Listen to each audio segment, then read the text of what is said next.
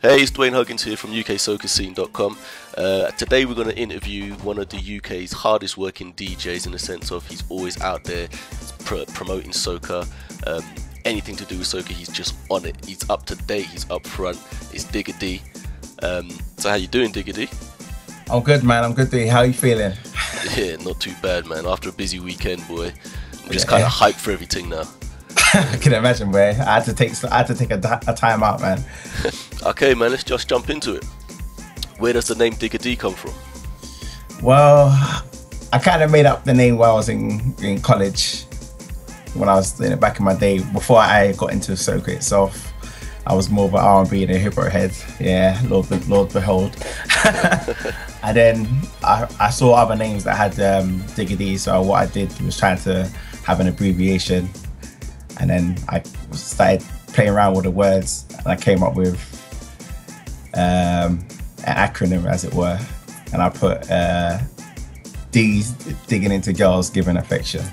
and that's what Digga stands for, basically. Nice.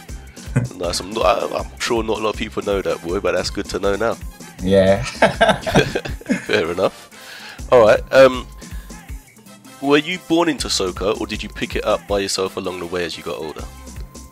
I would say my parents obviously have a background in calypso and soca, but I would say I actually picked up for myself in the days of, I say, early years of 2003, and then from then on, I pretty much never looked back. Okay. Yeah, literally, but I kind of missed out on the golden era of what's the events, man? The good old days of Coquet, the old school ones, and Soca City and Soca City. That's the one I was trying to remember. Yeah, I miss those days. Obviously back in the day when Carter was full strong. I only reached the latter end of it. So in one sense, I'm new school, but old school having old school mentality. Okay, in terms fair of enough. the music scene. When you say you joined in, well, you kind of got on board really with soca in 2003. Did you then go back in time and kind of get the vibe from the back in time stuff, or did you just progress from 2003 going forward? Oh no, man! I've always been a fan of that calypso soca. So when I did start, as it were, becoming a fan, buying the CDs, buying the compilations, albums, singles, I started to be more conscious of where it was coming from, because obviously your first instinct was obviously Trinidad and Tobago, Barbados, St. Vincent, and then each year I tried to find out more about where that music was coming from, how it works, and which carnivals had their mass, and when songs was being released. And then each year I just basically improved, and then from then on I just started getting hold of the music from artists, producers, and just networking, and each year stronger and better. Okay, cool. I mean, you got your weekly podcast now, which a lot of people follow. So, like, how long have you been doing it? Tell us a little bit about your podcast and your aim of it. Well, the podcast, I came up with the name, The Calorie Show, reason being because, calorie is a mix-up thing. So I started in 2010 on largeradio.com. And since then, I've just been trying to, give different flavors of the Caribbean to the people that, are passionate soca lovers, not just following one particular island because they're patriotic and whatnot. I'm just more of a passionate person about the soca music, so I try to give a flavor of each island as of when it comes around as well, and also try to give a flashback of some of the golden tunes when I can. Okay, that's cool. So how long have you been doing? Since 2010, you say? Yeah, 2010 till now. Wow. So, and I've obviously recently just hit my 100th show a couple of weeks back now. So congratulations, man. Thank you very much. That's some good set of consistency there. That's what I like to see, man. Someone that's out there, doing something and sticking to it and growing and getting better and stuff. So that's really good. So do you DJ at many events? At the moment, I'm a part of Release the Rhythm, as you well know.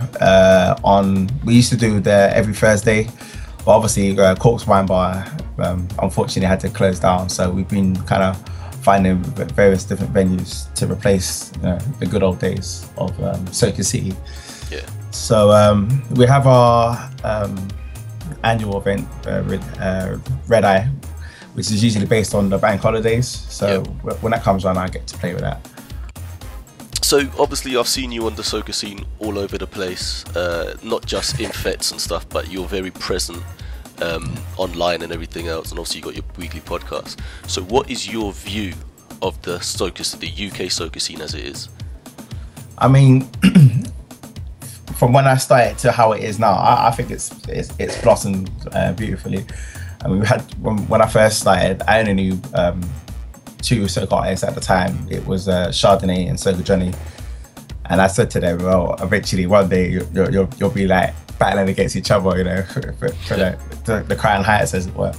But obviously, we've come across now. We've got obviously the talented Scrappy, Lieutenants, Trini Boy Juicy, Nikisha.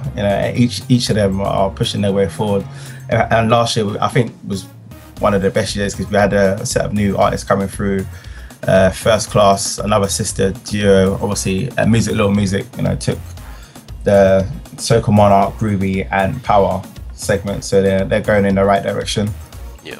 So it's just, if anything, it's just getting better, because last year also we had a lot of videos as well, and then since then on we've had a lot of fluctuation of videos in Trinidad as well. So I think, if anything, we did start the little trend of putting the videos out, I would say. But people might shoot me the foot and tell me I lied, but but that's from my opinion. I think we started putting some more videos out, because I think soca music in general just needs to get promoted more and be recognised, because I think other UK genres get its recognition pretty easy, but we don't get the backing and support to what we deserve.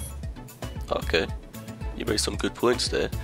On that note then, if you could change 3 things about the soca scene in the UK now, what would those 3 things be? A more FM presence, because I think we only have about 3 main ones, but obviously the main one would be Choice FM with Mike and Jay. I think the second one I would say would be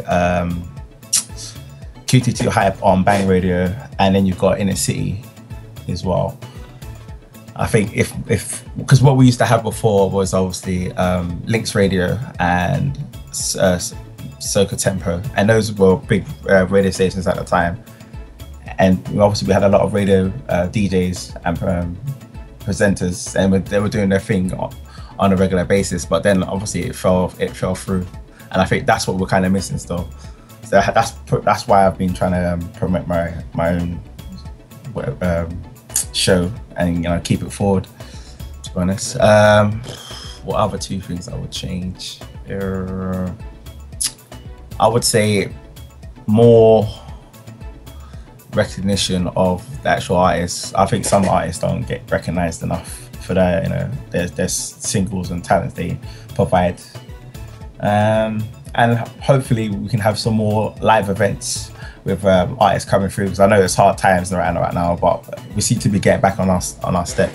There's a few live events coming back again, and band launches are bringing a couple of live artists as well. So I think with those kind of positive steps, I think build this society a bit more, and get people that are not always a soca head to always come out to these events. I think live events are more important than anything, because it's more time and money and effort to put into having that particular event rather than having a regular fit.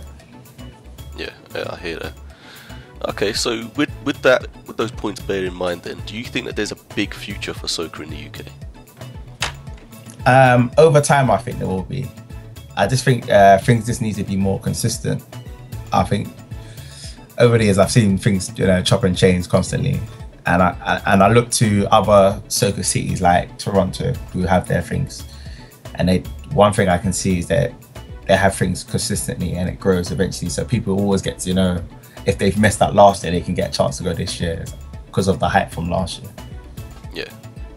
Okay, no, I hear that. But with that time scale you were saying in time, let's pin you down to a time. What are we talking here? 3 years, 4 years, 5 years, 10 years? I think probably in the next 3-4 years, to be honest, because I think we've made quite a few big steps.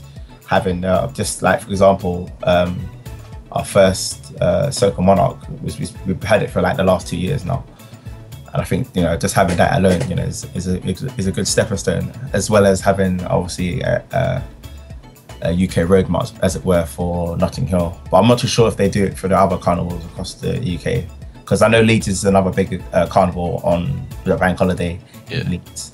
So I think if it was done well and correctly, you could also get scores and figures from that and make it actually universal title, as it were. Yeah, a proper international Soca Monarch. Yeah. Okay, I hear you. All right. What's your favourite Soca artist and why? To be honest, I think my favourite artist, it has to be, not because he's the limelight person. I would say because he's consistent and he always knows what to give his crowd, for example. And the person I'm talking about is the one and only Marshall Montana. He knows how to perform. When he goes on the stage, he's a prime example of how, if you're just coming into the Soca game and you're an artist, what kind of energy he does give off to a crowd, and what it takes to really make a crowd enjoy themselves while he's been performing on the night. When it comes to making singles, he's not always just on his own patch. For as example, he's done Barbados a few times, Touchdown in, I think it was Grenada, and he's always performing across other non-Caribbean islands. For example, he's done events in Miami, New York, Toronto, basically Soca areas where it has a big following. So he has a big dominance in one sense.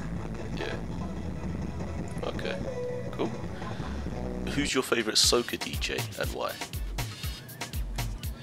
And now this is a tricky one,